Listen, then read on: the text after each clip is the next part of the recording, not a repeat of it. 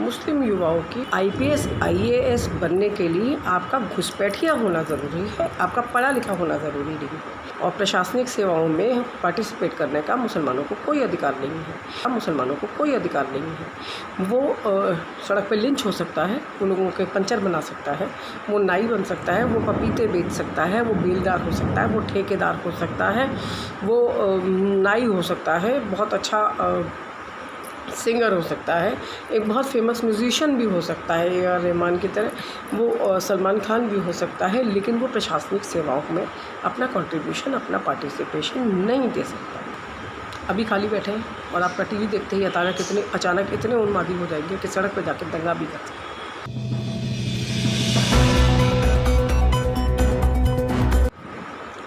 नमस्कार, मेरा नाम निकिता चतुर्वेदी है। बाल की खाल के आज के एपिसोड में मैं आपका हार्दिक स्वागत करती हूँ। और आज हम बात कर रहे हैं मुस्लिम युवाओं की प्रशासनिक सेवाओं में लगातार बढ़ रही घुसपैठ की। जी हाँ, आपने सही सुना, मैंने शब्द यूज़ किया है घुसपैठ की, क्योंकि आईपीएस आईएएस बनने के लिए आपका घुसपैठिया होना ज़रूरी है, आपका पढ़ा लिखा होना ज़रूरी नहीं है। आपका जो नाम है वो, अगर आप मुसलमान हैं तो आपके लिए अपॉर्चुनिटीज़ जो हैं वो हमारे यहाँ लिमिटेड हो जाती हैं। और प्रशासनिक सेवाओं में पार्टिसिपेट करने का मुसलमानों को कोई अधिकार नहीं है। वो सड़क पे लिंच हो सकता है, वो लोगों के पंचर बना सकता है, वो नाई बन सकता है, वो पपीते बेच सकता है, वो बेलदार हो सकता है, वो ठेकेदार हो सकता है,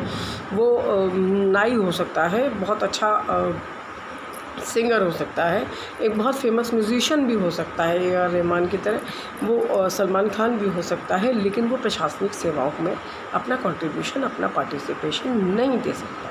क्योंकि अगर वो वहाँ पे पार्टिसिपेट करता है तो हम उसे घुसपैठ बोलते हैं। मेरे शब्द नहीं हैं, सुदर्शन चैनल के जो हेड हैं, ये शब्द उनके हैं। और उनके कहने के हिसाब से मुस्लिम युवाओं की लगातार बढ़ रही प्रशासनिक सेवाओं में जिस तरह से उनकी पार्टिसिपेशन बढ़ रहा है, जिस तरह से उनका कंट्रीब्यूशन बढ़ रहा है, और जिस तरह से उनकी लगातार नियुक्तियां हो रही हैं, वो लोग न सिर्फ अच्छे नंबरों से पास हो रहे हैं, टॉप कैडर में आ रहे हैं, बड़े बड़े जो पोजीशंस हैं उस पे जा रहे हैं। इस बात की चिंता उन्हें बहुत है। उन्होंने बाकायदा जामिया के जिहादियों के, उन्होंने आपसे सवाल किया है कि जामिया के जिहादी जब आपके जिलाधिकारी बनेंगे तब आप कैसा होगा आपका राज्य। ये शब्द फिर बताती हूँ, ये शब्द मेरे नहीं हैं, ये सुदर्शन चैनल के जो मालिक हैं चौहान जी, इनके शब्द हैं। और आई डोंट नो चौहान लिखने से इनको क्या मिलने वाला है, क्योंकि चौहान लिखने से कोई देशभक्त नहीं हो जाता, चौहान लिखने से आप लोगों के हमदर्द नहीं हो जाते, और चौहान लिखने से आप उतने शेरदिल, आप उतने बुलंद और आप उतने हौसलेमंद नहीं हो जाते। जो सवाल आपने किया है वो बहुत ही घटिया, बहुत ही निचले स्तर का है। ये राजनीति की जो बातें हैं इसको अपने तक रखिए, और इसको अगर आप हमारे यहाँ के युवाओं को टारगेट करके इस तरह की बातें करेंगे तो उस पर सवाल करना लाजमी है, उस पर आपत्ति जताना लाजमी है। और अगर हम लोग इस पर आपत्ति जता रहे हैं, लोग आपके अगेंस्ट एफआईआर कर रहे हैं, तो मैं कहती हूँ बहुत अच्छा है। और हम में से हर एक अपने अपने फ़ोन्स को उठा के ऑनलाइन एक कंप्लेंट रजिस्टर ज़रूर करानी चाहिए ऐसे व्यक्तियों के खिलाफ़ जो नफ़रत को इस कदर पालते हैं, इस कदर फैलाते हैं और इस कदर आगे बढ़ाते हैं कि हम ये चीज़ हमें भूलनी नहीं चाहिए कि जो इनका जो व्यूअरशिप है, जो इनके दर्शक हैं, उनमें से हार्डली ऐसे लोग हैं, आप स्टडी देख सकते हैं, उसमें हार्डली ही पढ़े लिखे लोग होते हैं जिनको प्रशासनिक सेवाओं से, आईएएस आईपीएस से कोई लेना देना होता है। ज़्यादातर जो उनका क्लाइंटेल है, जिसको मैं क्लाइंटेल ही बोलूँगी, दर्शकों का जो उनका दायरा है वो ज़्यादातर वही लोग हैं जो अभी खाली बैठे हैं और आपका टीवी देखते ही अचानक इतने उन्मादी हो जाएंगे कि सड़क पर जाकर दंगा भी कर सकते हैं। उनको लगता है कि बस अभी कहा और अभी हमारी दुनिया ध्वस्त होने वाली है, सारी अपॉर्चुनिटीज़, कोई मुसलमान आएगा, हमारे हाथ में से कटोरी लेके, प्लेट लेके हमारी भाग जाएगा, हमारे घरों से हमें निकाल दिया जाएगा, और कल सुबह मुझसे पूजा की बजाय हो सकता है मुझसे नमाज़ पढ़वा ली जाए। This is what TV has done to all of us. National media, prime time media में, गोदी मीडिया जिसको हम ज़्यादातर कहते हैं, वहाँ पे जो आपके साथ हुआ है, आपकी बुद्धि का जो पतन हुआ है वो इतना डेंजरस है, इतना विकृत है कि आज हम बात कर रहे हैं प्रशासनिक सेवाओं में हो रही मुसलमानों की घुसपैठ की। हम बात कर रहे हैं अपने देश के उस युवा की जो बाकायदा अपने एग्ज़ाम्स क्लियर करता हुआ, पढ़ता हुआ, लिखता हुआ, सारी परीक्षाएं पास करता हुआ एक ऐसे लेवल तक आया है कि आज हमारी प्रशासनिक सेवाओं में देश के लिए जो नीतियां बनती हैं, देश के लिए जो काम किए जाते हैं, जो हमारे प्रोजेक्ट्स हैं, उन सब में उसका कंट्रीब्यूशन रहेगा। जब हमारे देश का फ्यूचर डिसाइड किया जा रहा होगा तब ये लोग अपनी तरफ से न सिर्फ कंट्रीब्यूट करेंगे, अपना नज़रिया रखेंगे, अपने लोगों के बारे में भी बात करेंगे और ऐसे लोगों के बारे में भी बात करेंगे जिनको वो चाहते हैं कि वो उसमें और पार्टिसिपेशन करें। पर हमें ये बुरा लगता है क्योंकि हमें लग रहा है ये घुसपैठ है। हम भूल जाते हैं कि हम बात नहीं कर रहे हैं किसी आतंकवादी संगठन की, हम ISIS की बात नहीं कर रहे हैं, हम हिजबुल मुजाहिदीन की बात नहीं कर रहे हैं, हम किसी भी छोटे बड़े इस तरह के जो कहना चाहिए कि खालिस्तान लिबरेशन फोर्स की बात नहीं कर रहे हैं। हम बात सिर्फ और सिर्फ कर रहे हैं उन युवाओं की जिनके नज़रों में भविष्य के सुनहरे सपने जैसे मेरे और आपके बच्चों की नज़रों में होंगे। आजकल की युवाओं के चेहरे में के आंखों में जो सपने हैं, प्रशासनिक सेवाएं एक ऐसी सर्विसेज हैं, वैसे भी अपॉर्चुनिटीज़ बहुत लिमिटेड रह गई हैं। तो उन लिमिटेड अपॉर्चुनिटीज़ में अगर किसी को अपनी मेहनत के बल पे ये मिल रहा है कि वो अपने देश के लिए कुछ कंट्रीब्यूट कर पाए, हाँ उन सेवाओं का एक अच्छा पैकेज मिलता है, लेकिन वो उन सेवाओं तक आने के लिए भी जो पैकेज वो लोग छोड़ के आते हैं उसकी भी कीमत समझनी पड़ेगी। कितना कुछ देते हैं तब जाके इन पदों तक पहुंचते हैं, कितना कुछ सेक्रीफाइस करते हैं तब जाके इन पदों तक पहुंचते हैं। कितनी पढ़ाई, कितनी मेहनत, कितना रात दिन का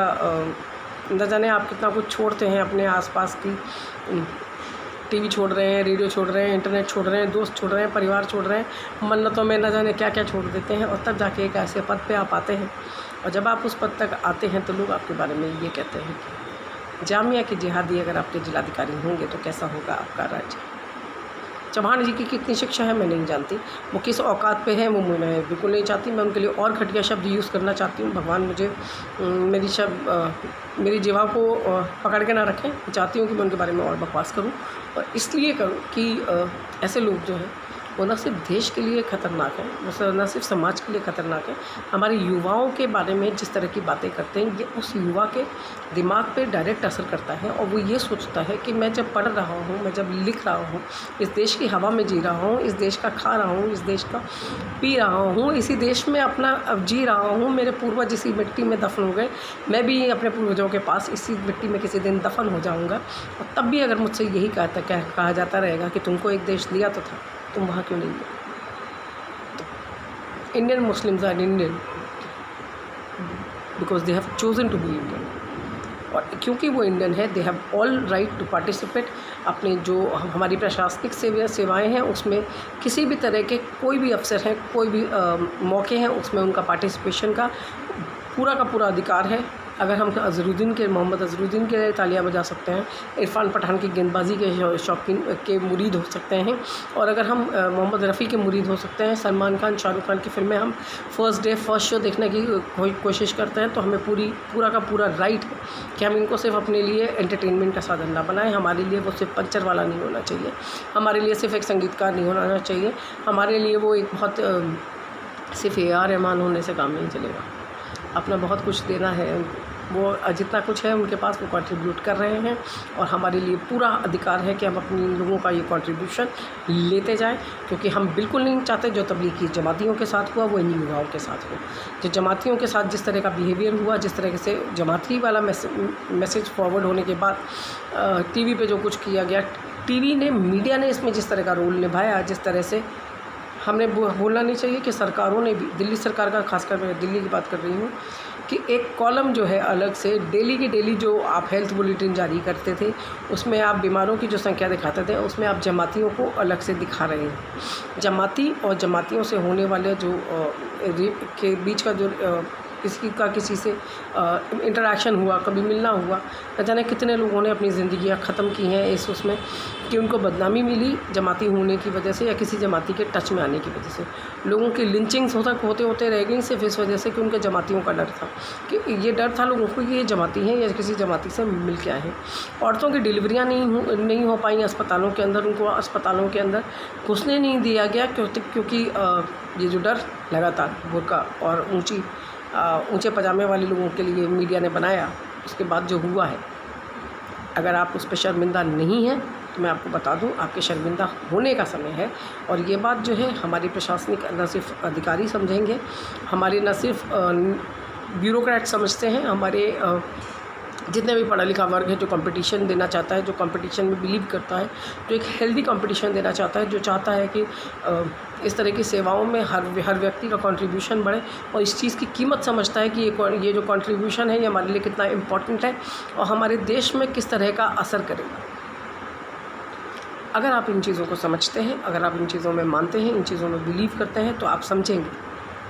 कि क्या कीमत होती है अपने देश के प्रशासनिक सेवाओं में एक नाम अपना भी रखने की। मुस्लिम विवाहों का वो रूप जो मैंने CAA NRC के भी दौरान देखा, मैंने लगातार विज़िट किया, मैं लगातार जामिया रही, मैंने बहुत पास से देखा है उन लोगों को। और मेरी आँखों के सामने वो एक मंज़र है कि जब 3 लड़कियाँ स्कूटी पे तिरंगा लिए हुए वहाँ से जब निकली थी, तो मेरी आँखों में वो छवि है अभी भी।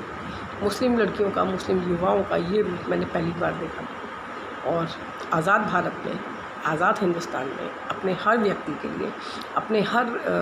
नागरिक के लिए ये समान अवसर जो है हमारे पूर्वज जो हैं हमारे लिए छोड़ के गए हैं। और चौहान जैसे लोगों को ये समझना चाहिए कि वो रहें ना रहें ये देश रहेगा, कि वो रहें ना रहें इस देश का ये संविधान रहेगा, वो रहें ना रहें इस देश का ये प्यार रहेगा। आप घुसपैठी कह दीजिए या जो मर्जी कह दीजिए, आपकी नफ़रत जो है वो आपके साथ जाएगी। जब आप इस दुनिया से रुखसत होंगे तो ये नफ़रत आपके साथ जाएगी। और शायद आपके जाने के बाद, जब आप जा रहे हैं या आप जा चुके होंगे, तो आपके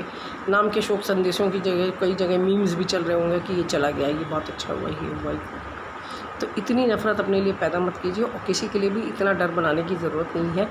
क्योंकि एक बात मैं बहुत अच्छे से जानती हूँ कि कोई अगर आपका डर है तो उस डर के बारे में बात अगर आप नहीं करते हैं तो वो डर आपसे दूर हो जाता है। और अगर आपको ही मुसलमानों का इतना ही डर है तो उसके बारे में बात करना बंद कीजिए भाई साहब, बंद कीजिए, ताकि अगर आपका वो डर है तो आपसे दूर हो जाए और इतना दूर हो जाए कि आपको कभी दोबारा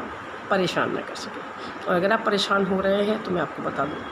कि आपके परेशान होने की ज़रूरत नहीं है। आप अच्छा खासा उस स्टूडियो के अंदर बैठ के AC गाड़ियों में, लग्जरी गाड़ियों में घूमते हुए लाखों करोड़ों कमा रहे हैं। तो बाहर सड़क पे जो उन्मादी बैठा है उसको भड़काने की ज़रूरत नहीं है, उसके लिए इस तरह के शब्द यूज़ करने की ज़रूरत नहीं है। और अपने देश के लोगों के बारे में इस तरह के शब्द यूज़ करने से पहले लाख बार सोचिए, क्योंकि आपकी औकात नहीं है कि आप वहाँ तक जा सकें, आप उस पद तक जा सकें जहाँ तक वो बच्चे मेहनत करके पहुँचते हैं। मेरे देश का मुसलमान जो है अगर उस देश में पूरा का पूरा पार्टिसिपेशन दे रहा है तो इसलिए दे रहा है कि we the people of India stand with the people of India and you are nowhere concern and you don't have the right. आपको कोई अधिकार नहीं है कि मेरे देश के लोगों को अपमानित करें, आपको कोई अधिकार नहीं है कि मेरे देश के लोगों की इस तरह से आप बेइज्जती करें जैसे आप उनको टेररिस्ट की तरह ट्रीट कर रहे हैं। चौहान जी,